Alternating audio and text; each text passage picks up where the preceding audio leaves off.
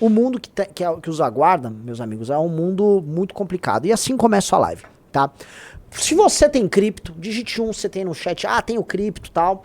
Se você tem cripto, você deve saber que basicamente você está muito mais pobre. Você está pelo menos 30% mais pobre hoje, tá? Não sei como é que tá o movimento. E vou ser bem honesto, eu sou um hodler, né? Eu sou aqui, ó, eu compro minhas cripto, nem olho. Só fecho o olho e vou guardando. Eu acredito na tese, muita gente fala que é maluquice, que não vale a pena acreditar. Eu acredito, eu acho que faz sentido. Então, se você tem cripto, você sabe que você sofreu, tá? Mas não apenas isso. Se você é um banqueiro norte-americano ou europeu, que costumava fazer suas brincadeiras financeiras tomando empréstimo em ienes, porque eu preciso explicar uma coisa, tá? Essa crise vem, vamos dizer, em grande medida, tá? Dessa prática que vai em termos, vai no ajuste financeiro aqui e ali, faz sentido, mas que, né, você está sempre correndo o risco de um tombo, tá? Eles tomavam basicamente empréstimo em ien e faziam seus investimentos, seus gastos e tal, até que o Banco Central japonês aumentou a taxa de juros e isso afetou absolutamente tudo. O ien supervalorizou, quem pegou esses empréstimos está tomando tudo na cabeça. Circuit breaker na bolsa japonesa ontem de madrugada, depois na coreana. Os mercados hoje acordaram no ocidente todo numa crise colossal, tá tudo sangrando, tá? O Bitcoin, eu preciso colocar aqui porque eu sei que a comunidade dos bitcoinheiros só é menos chata do que a dos cachorreiros, tá? Mas eu preciso falar aqui, eu sou um entusiasta da tese, não vou vender um centavo meu das minhas cripto, mas até agora o Bitcoin não entregou pra galera aquele sonho maravilhoso de ser a grande reserva de mercado e não sei o quê. Vamos falar, mas não é pra agora, depois... Tudo bem, né? Mas assim, vai ter impressão de dinheiro e tal, e o Bitcoin tomou-lhe sua tungada, tá? A tungada veio aí, então muita gente tá sofrendo, muita gente tá reclamando, é da vida. Eu vou apenas aguardar, tá? Muita gente tá falando que, o ouro... Eu não sei se o ouro subiu, tá? Eu, normalmente, não sou um cara desse universo da economia, não tô vendo se o ouro subiu, o ouro caiu e tal, mas imagino talvez o ouro tenha subido. Tá aí na tela? Não, aparentemente não mexeu, né? Então, o que a gente tem aí, galera? Temos uma crise, tá? Que pode ter contornos monumentais. Tem gente já falando em resgate de bancos por parte de bancos centrais. Os bancos centrais irão agir, tá? Se será de maneira coordenada ou não, saberemos ainda, tá? Mas é uma crise que não é bem-vinda, por exemplo, para um governo Biden, que precisa reeleger a Kamala, precisa eleger a Kamala, né, no lugar do Joe Biden.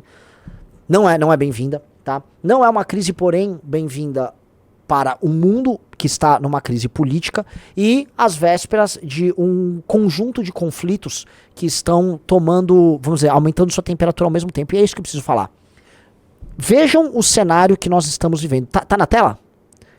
Tá? O que o nosso adorável Rafael Rizzo tá colocando aí pra vocês na tela, tá? Isso aí, se eu não me engano, são os mobs de muçulmanos, tá? Esta aí é a resposta que os muçulmanos estão dando na Inglaterra. A sequência onda de protestos também violentos, tocados por europeus nativos. Que agora a gente tem que usar esses termos e o meu texto pra Valete, eu chamo o europeu nativo, né? O europeu, posso botar aí etnicamente europeu de nativo. O europeu nativo, ele está protestando por conta de uma onda de assassinatos que teve de crianças tocada por um filho de imigrantes africanos, se não me engano. Ele é até cristão, mas é africano, tá? Que é, vamos dizer, ele tem a nacionalidade galesa, né, do país de Gales, mas que é entendido pelas pessoas como um filho de imigrantes, como parte de uma comunidade de imigrantes que não se integra. E aí deu merda. E isso é, vamos dizer, o estopim, tá? Isso foi o estopim na prática de uma série de problemas que envolve um convívio forçado entre culturas, etnias profundamente diferentes num continente que está perdendo o controle sobre seu próprio território. E esse é o ponto. A gente avisa aqui, foda-se que a gente avisa, né? Ninguém liga pra nossa opinião, tá? Mas basicamente... A direita avisa há muito tempo que vai dar merda. A política de fronteiras abertas, a falácia do multiculturalismo, a ideia de que, não, basta, venha, todo mundo que queira trabalhar merece ter a fronteira aberta. É lógico, faz todo sentido, né? Se você mantém a fronteira aberta e hoje os meios pra você sair do país A e país B são disponíveis, porque em grande medida você pode pegar um avião, você pode ir de barco, etc. Você faz com que pessoas de países pobres imigrem para países ricos, é meio óbvio. E faz com que haja, né, dentro dessa doutrina maluca, que é liberal, por isso que eu cada vez mesmo me defino como liberal, tá? Que é a loucura do, olha, parece que é um direito universal de qualquer cidadão de qualquer lugar do mundo se mudar pra Europa ou pros Estados Unidos, porque é isso que eles fazem. A gente precisa colocar aqui, né? Na prática, pessoas de países mais pobres, com demografia mais intensa, com natalidade mais intensa, leia-se Índia, leia-se Paquistão, leia-se Bangladesh, leia-se África, leia-se mundo árabe, essas pessoas, elas vão mudando pra onde? Pros Estados Unidos, pra Europa. Pra China elas não se mudam, porque a China não permite, né? E aí, não, temos que aceitar. Se você não aceita, estou falando aqui no problema ali do retórico que o europeu sofre. Você é nazista, você é racista, você é xenófobo. Mas calma aí. Um dos pressupostos para a existência do Estado-nação é o controle do próprio território. É a existência de um povo que tem uma cultura, que tem uma história, que tem um vínculo com aquele local. Não tem que ter nada, qualquer um pode ser. Então entendi. A nacionalidade é um mero documento. É como se fosse um condomínio, que você compra uma casa e você vai morar lá. Então uma nação é um condomínio. É isso que no fim, vamos dizer, não apenas o discurso, mas a doutrina hegemônica liberal que a gente vive acabou criando. E acabou criando um convívio forçado entre culturas que não tem como conviver em conjunto, tá? Não tem. Os Balcãs mostram isso. Uma experiência recente que tá na memória de, vou colocar aqui, milhões de brasileiros. Foi o que aconteceu no Líbano. E eu preciso trazer o exemplo libanês, tá? Lá no Líbano, eu acho que eu tenho um vídeo aqui, vou até mandar pro Riso, que é o nosso operador, tá? Riso. Talvez eu tenha aqui, Risoleta. Tem aqui, eu vou mandar. Manda. Eu tenho um vídeo do Líbano pré-guerra, porque o Líbano, ele era um país majoritariamente cristão, tá? E era, ali naquela região ali do Mediterrâneo, uma nação próspera. O Líbano era um baita de um país. Baita do país. Sempre foi um país culturalmente muito rico. Sempre foi um país de comerciantes, é um país, vamos dizer, que teve inúmeros, vamos dizer, camadas de colonização. Você tem árabe no Líbano, você tem, cara, são os fenícios, você tem, gente que veio ali do Kurdistão, você tem, puta que pariu, teve camadas de franceses e europeus do período das cruzadas, teve de tudo ali. O Líbano é um caldeirão e o Líbano sempre foi muito sofisticado. O Líbano era a nação mais sofisticada ali daquela região. Até que começaram a chegar imigrantes muçulmanos, tá? Refugiados, vindos de uma diáspora. O que aconteceu com o Líbano? Guerra civil. O Líbano foi destruído. O que existe do Líbano hoje é apenas escombro. O Líbano são escombros, tá? De um país que se tornou rapidamente um país tomado por uma maioria muçulmana e deu merda. E os cristãos fugiram pra onde? Majoritariamente saem pra onde, meus amigos? Pro Brasil. Os cristãos libaneses fugiram para... Então deve ter vários aqui no chat. Digite um deles, que é um cristão libanês, cuja família se mudou para cá. São Paulo é cheio deles. Muitos entram pra política e se tornam corruptos. Depois temos que falar também dos defeitos. Todo mundo tem defeito, né? O Portuga tem defeito, todo mundo tem defeito. Os libaneses, os nossos sírios libaneses aqui em São Paulo, vão pra política, são os piores. É Kassab, é Temer, meu Deus, é Maluf. Nossa, são os sírios libaneses. O negócio é complicado ali, tá? Mas tem demais, e São Paulo e o Brasil recebeu, e são pessoas que agregaram demais, não só culturalmente, mas economicamente o Brasil, tirando politicamente, tá? Realmente são alguns dos piores políticos que a gente possa ter, são os políticos de sobrenome já visto Calil lá em BH, tá? Mas onde que nós temos? O que tá aí na tela que vocês estão assistindo?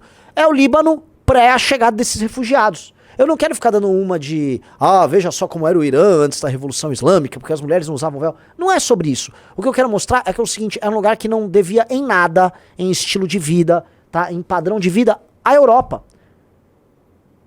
Beirute era chamada de a Paris do Oriente Médio. Como você viu aquela igrejinha ali, era um local cristão. Foi devastado pela chegada dos muçulmanos. Vocês acham o quê? Que os muçulmanos não são um povo orgulhoso? Que os muçulmanos vão aceitar uma posição subalterna dentro do país dos outros? Os muçulmanos vão emigrar e falam, não, fique tranquilo, eu vou ficar limpando sua latrina, vou pra sua escola, vou ficar vendo os seus valores e tal, e não vou me fortalecer enquanto comunidade, não vou eleger pessoas, não vou fazer, vamos dizer assim, ocupação territorial dos bairros, estabelecer minha cultura nos bairros. Então quando eu estiver no Ramadã, se tiver alguém aparecendo bebendo lá, eu vou deixar, vai ser... Mas não é assim. O muçulmano é um sujeito orgulhoso, cioso e ainda tem fé. Ele tem fé, ele é diferente do europeu que foi laicizado. Então esses muçulmanos estão chegando.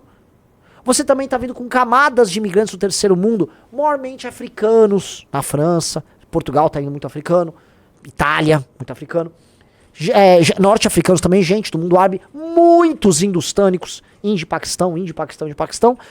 Esses caras estão tomando as cidades, o convívio é forçado, afegãos, né, que não, assim, que não sabem lidar com coisas do tipo liberdade da mulher, responsáveis por, assim, crimes contra meninas e jovens, crimes sexuais do pior tipo. E esse convívio forçado não tá funcionando. E o europeu se reclama, chamado de nazista, xenófobo, etc. Crimes se avolumam. E sim, meus amigos, os crimes são cometidos majoritariamente por imigrantes. Tem uma estatística que saiu agora que mostra os crimes na Dinamarca por comunidade. The United Crimes, isso, per nationality. Tem ali, ó. Country, ali, per country. Tem gráfico disso, tá? Vamos ver, põe imagem aí. Acho que tem gráfico. Ah, esse gráfico. Sim. Eu acho que é esse ou outro. É o outro, é isso. Como vocês podem ver, olha só. Quem comete mais crimes, tá? Lá na Dinamarca. Primeiro, turma do Kuwait, depois Tunísia, depois Somália, depois Líbano, depois Jordânia, depois Uganda, depois Argélia, depois Marrocos, depois Iraque, aí Iugoslávia, Sérvia, Croácia, etc. Depois Quênia, depois Egito, Etiópia, Tchecoslováquia, Irã, blá blá blá blá blá blá blá blá blá blá blá blá blá. Sabe onde tá a Dinamarca? Quer ver, ó? Tá ali, ó, ali, ó, onde tá em preto. Ou seja, a população nativa, que é, vamos dizer, a maior parte da população, são os dinamarqueses, cometem menos crimes, vamos colocar aqui, ó, do que brasileiros que foram pra lá, inclusive, né? Então, assim, galera, eles estão tendo que lidar com uma situação que eles não querem lidar, que é uma imigração em massa que está destruindo, inclusive, a identidade dos seus próprios países, tá? E eles têm ou não têm o direito de fazer isso? Ora, a esquerda diz que eles não têm. E a esquerda diz que eles precisam, basicamente, ser apagados, ter sua cultura apagada. Eles não podem falar deles, não podem se ver nas propagandas, não podem se ver nas revistas, eles têm que desaparecer, eles têm que ficar tomados por um sentimento de culpa, assim, imparável, tá? Eles não podem, eles têm que ficar com culpa, medo, pânico. Ai, meu Deus do céu, o colonialismo, ai, não sei o quê. Até que desapareçam. Eles continuam elegendo políticos de esquerda, voltam a falar daqueles problemas do voto feminino. Sim, o voto feminino, só que o imigrante tá votando também. Lembra da convocação ao voto do Mbappé? Ele convocou, se vocês votem, se vocês votaram na extrema esquerda, entendeu? Pra combater o fascismo. O que tá acontecendo? O país vai colapsar. E ao nativo, que não é um neonazista, vocês precisam entender o seguinte, o nativo não é um neonazista. A Renama tem neonazista também. Lógico que vai ter. Vai ter, assim como existe o neonazista em qualquer manifestação maluca de qualquer coisa que vai ter algum radicalismo, você vai ter também o ultracomunista na esquerda, né? A diferença é quem dá a luz, né? Quem dá espaço pro outro. Na esquerda, o antissemita, o radical, o stalinista, ele recebe aplausos gerais, tá? Mas existe no campo, dentre essas pessoas que são nacionalistas, gente com minhoca na cabeça. Tem, mas a maior parte das pessoas não é assim. A maior parte das pessoas está cansada de ver o seu país sendo profundamente alterado. E sabe qual é a real? Elas têm razão. Elas têm razão. Elas têm profunda razão. Do jeito que tá, com esse misto de liberalismo com progressismo, tá? Eles estão perdendo a identidade e só vai restar a eles o que está acontecendo agora, que é um princípio, não tô falando que já é, mas é um princípio de uma guerra civil. E as coisas são miméticas. Então as imagens que vocês estão vendo na Inglaterra são uma repetição do que estava acontecendo na Irlanda. Na Irlanda começou a ter uma série de crimes. Se for lembrar, qual é o nome daquele lutador ruivo, o McGregor? O Conor McGregor começou a virar uma liderança de enfrentamento a esses imigrantes violentos. Houve até o caso de um brasileiro, um motoqueiro brasileiro, que deu porrada num assassino islâmico lá na Irlanda. E os irlandeses começaram a fazer manifestações e querer expulsar refugiados naqueles prédios que são pagos pelo governo. Tá? Então o governo paga prédios inteiros para refugiados, para imigrantes. E aí as pessoas começaram a protestar lá. Houve uma onda de crimes agora na Inglaterra. Vamos lembrar que a esquerda venceu as eleições na Inglaterra, as pessoas estão se sentindo impotentes. E aí os ingleses estão saindo na rua, tá? E estão protestando, e estão indo pros mesmos prédios, tá rolando conflito, tá rolando porradaria e não tá terminando. O atual primeiro-ministro da Inglaterra veio a público e ele falou o seguinte, tá? Que são bandidos, são criminosos, isso é uma agitação, tá? E que quem está protestando vai se arrepender. Esse mesmo cara que tá aí na tela, tá? Que é o primeiro-ministro de esquerda do Reino Unido, quando houve manifestações violentas nos Estados Unidos por conta do Black Lives Matter, ele aplaudiu. Ele aplaudiu e disse que eram manifestações pacíficas. Então tem um duplo padrão aqui. Então quando é o Black Lives Matter destruindo coisa e quebrando coisa, beleza. Agora, quando é o próprio povo dele, no país dele, ele vai prender os caras e sim, eles estão prendendo as pessoas. Então calma. Então aquelas pessoas são reféns do próprio país. Aquelas pessoas são reféns do próprio país. O próprio país traiu eles. E o que há é uma traição das elites dos seus países ao seu próprio povo. Há uma traição dessas elites, de direita e de esquerda. E o que as pessoas fazem? Começam a votar em populistas que dizem que vão resolver. Aí o André Ventura não chega, é a Meloni na Itália, é a Le Pen, é o Nigel Farage. Só que muitos deles, igual os populistas aqui do Brasil, não resolvem nada. Eles só viram uma demanda e gritam muito alto, mas não sabem o que fazer. Que a direita... Olha só, os ingleses votaram no Partido Conservador pra acabar com essa porra de imigração. Eles estão votando aí, se não me engano, desde 2015. O Partido Conservador, desde 14 ou 15, dá uma checada, Riso. Estão ganhando eleição uma atrás da outra e não resolveram bosta nenhuma. Botaram aí um indiano que ficava com uma medalha. Como é que chama? A nossa força é a diversidade. Ah, então tá bom. O que eles fizeram? Votaram agora no Partido Trabalhista. O Partido Trabalhista ganhou. O Nigel Farage, o partido dele até teve um desempenho bom, mas não em vitória de cadeira. Teve um desempenho em termos de voto bom, mas não conseguiu ganhar ali, porque o voto na Inglaterra é distrital, não conseguiu vencer os distritos, então ele teve, na prática, um desempenho ruim. Né? Então, ó, aí tá, né? Como é que foi, ó? Foi o Cameron, que é conservador. Começou em 2010. Então foi em 10. Cameron pra Theresa May. Theresa May pro Boris Johnson pra Liz Truss pro Rishi Sunak. Ou seja, eles estão 6 anos ininterruptamente no poder lá na... Não, que agora foi a 24, né? 14 anos. Não, 14? Não teve antes? Não. Porque teve o Gordon Brown ali, 7-10. Né? Então eles estão, na prática, de 10 a 24, 14 anos, você tá certo. 14 anos no poder. 14? De 2000 e... 14, Renan?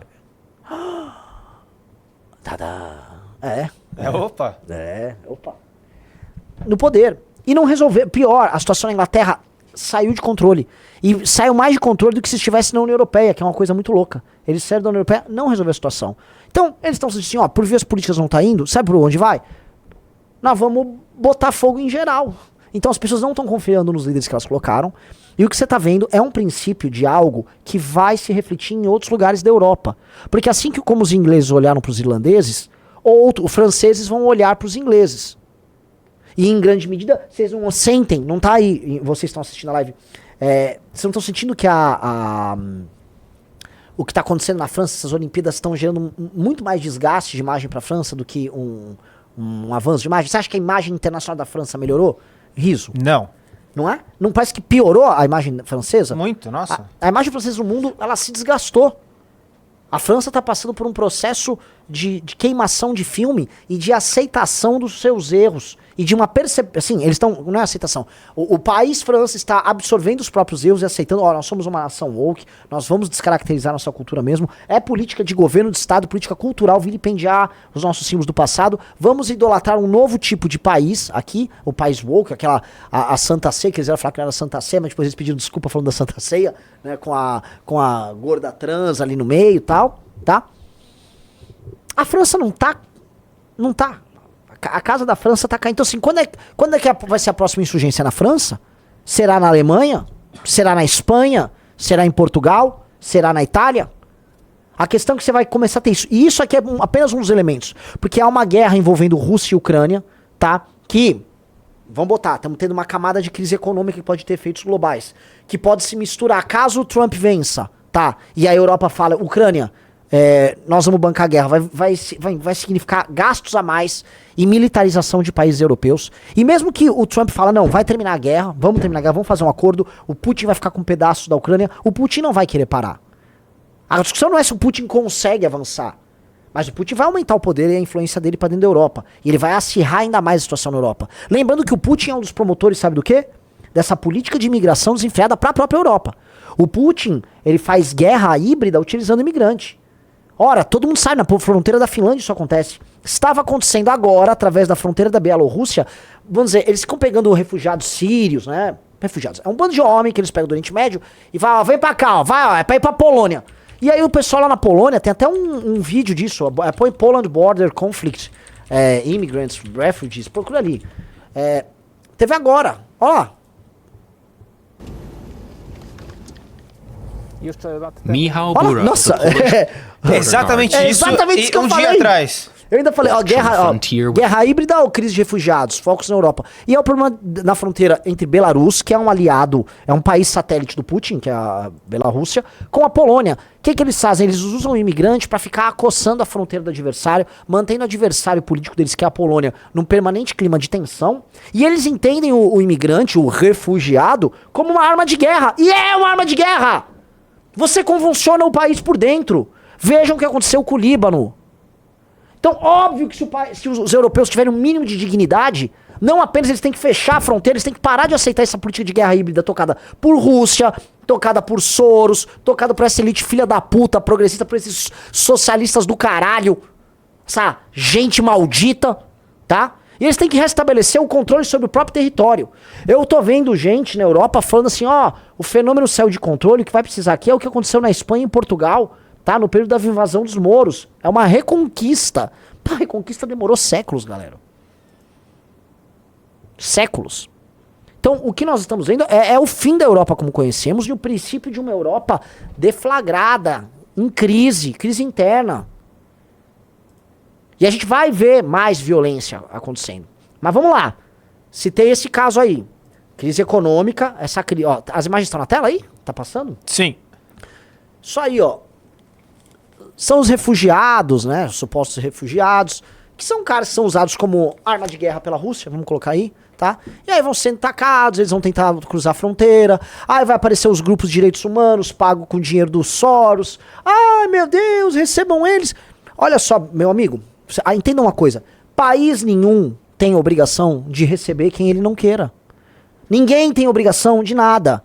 Ninguém nasceu com um direito inalienável de morar na Europa. Eu adoraria. Eu adoraria. Oh, eu quero, né? Quem não quer? Hã? Mas ninguém tem esse direito inalienável. E nunca houve isso na história da humanidade. É só essa ficção maluca, liberal, de merda, que gera esse tipo de conflito. Então olha aí o que você tá vendo. Você tá vendo os refugiados, né? Tacando coisa, tacando pedra. Estão criando conflito na fronteira com a Polônia. Aí você pode falar, pô, mas isso é um ataque do Lukashenko à Polônia? E sim, mas é um ataque sem usar o exército de Belarus. Ele tá usando refugiados como arma de guerra. Então imigrante é arma de guerra, sim. Ah, mas Renan, tem imigrantes? Tem milhares de milhões, talvez, de imigrantes brasileiros na Europa que querem só tocar a vida. Sim. E você pode receber um imigrante aqui, você tem suas políticas e tal, só que você não pode perder o controle, nem ser vítima de um discurso político que destrói sua identidade, que destrói sua soberania e que te entrega a crise. A Inglaterra é um país em crise. A França é um país em crise. A Europa inteira está em crise. E nós estamos assistindo isso de camarote. E eu tô falando isso porque também a capa da próxima Valete, tá? Amanhã eu vou apresentar ela pra vocês, será sobre isso. A próxima Valete é inteira, é o primeiro, dentro da imprensa brasileira, é o primeiro diagnóstico preciso e a primeira pesquisa honesta que alguém faz sobre a crise migratória e o fim da Europa. Porque o fim da Europa tá óbvio. O fim da Europa que nós conhecemos já rolou. Talvez a tampa que fechava caixão, simbolicamente, são as Olimpíadas agora de Paris. As Olimpíadas de Paris são assim, ó, pum, fechamos o caixão. A Europa que vocês conheciam já era. Bem-vindos à nova Europa. Foi isso que eles quiseram mostrar naquela cerimônia. E aquela cerimônia demoníaca por si só, tá? Ela tem todos esses elementos aí. Agora vamos colocar. Quer mostrar? Isso aí tá no clube, deixa eu mostrar pra vocês. Tá no clube, Renan. Esse aqui é o nosso documentário A Morte da Europa. Vou botar um trechinho só. Bora. Heim, Alemanha. Só pra avisar, eu tô sem áudio 5 de aqui junho, no um novo ataque à faca, agora protagonizado por um ativista de esquerda contra um político da AfD na mesma cidade. Como um curto-circuito, na data que se comemora a morte de um dos homens responsáveis pela expansão europeia através da Igreja Romana, explosões das forças de retração do continente atuam com violência pela terra de São Bonifácio. Quando falamos sobre a Europa, cada vez menos pensamos em um continente. Estamos sempre a olhar para a União Europeia, o bloco que monopoliza para si a herança milenar do velho continente. Não será diferente nesse mais novo documentário do Clube MBL. Não estaremos a discutir a situação dos Balcãs, a guerra no leste ou as navegações antigas. Entender o atual estágio da União Europeia é entender o estado de morte da Europa. Muitas podem ser as causas da derrocada europeia, mas todas parecem derivar de uma mesma raiz. Uma elite progressista que domina os postos de poder da Europa. Olha aí. A democracia europeia é algo sui generis, pois é o império da burocracia. Não emana do povo a legitimidade desse sistema. Tal como o cérebro, que na mitologia grega era um monstruoso cão de 3 cabeças que guardava a entrada do mundo subterrâneo, permitindo que as almas entrassem, mas que nunca saíssem, essa elite tem 3 cabeças que atuam conjuntamente, sendo suas ideias as ideias de toda a Europa. A primeira cabeça é o multiculturalismo, que resulta no fluxo migratório massivo e forçado, além da indústria do refúgio. A segunda cabeça é o ecologismo militante, que levou o bloco europeu a uma desindustrialização e dependência energética. A terceira cabeça é a ideologia de gênero, tão presente nas escolas e universidades do velho continente. Em suma, mais rápido que a América, foi a União Europeia a precursora do capitalismo. Isso aí, galera, tá disponível pra vocês no clube já, tá? Assina o clube, quem entrar no clube. Eu vou fazer hoje o seguinte, tá? Vou fazer um teste. Esse tema estão gostando? Os primeiros 5 a entrar no clube vão ganhar essa valete, que é do mês, e a nova, que amanhã eu apresento, que é sobre esse tema, tá? Essa é a nova, mas é pros 5 primeiros. Entra no clube, você já vai ter acesso, assista esse documentário. O mundo que vocês conhecem tá caindo e não há ninguém no Brasil falando desse assunto. Ninguém no Brasil tá tratando disso como tem que ser tratado. Ninguém. Só nós. Só a Valete, só o clube. E nós vamos tratar, porque nós vamos tratando você com já. Esse é um tema importantíssimo. Como é? Aí eu vou pro outro tema aqui, que é importante correlacionar. O que tá acontecendo, como vocês estão vendo, na Israel e no Irã. Tá escalando. O Brasil mandou agora retirar brasileiros que estejam lá, corpo do Líbano. Porque pode ser que o Líbano seja, né, Líbano seja um palco desse conflito. O Líbano tem Hezbollah por ali. O Líbano é um lugar perigoso. Tem a Síria ali do lado e tem o Irã olhando e o Irã falando, preciso dar uma resposta porque Israel fez. A coisa está esquentando. Recentemente, o preço das ações da Lockheed Martin disparou. Acho que foi semana passada. Por quê? Uma empresa que trabalha com armamento subiu na bolsa porque a galera acha que ela vai faturar. Vai faturar por qual razão, meu amigo? Não é fazendo bolos e chocolates, tá? Então... Tenham isso em perspectiva, tá? Ó, veja só.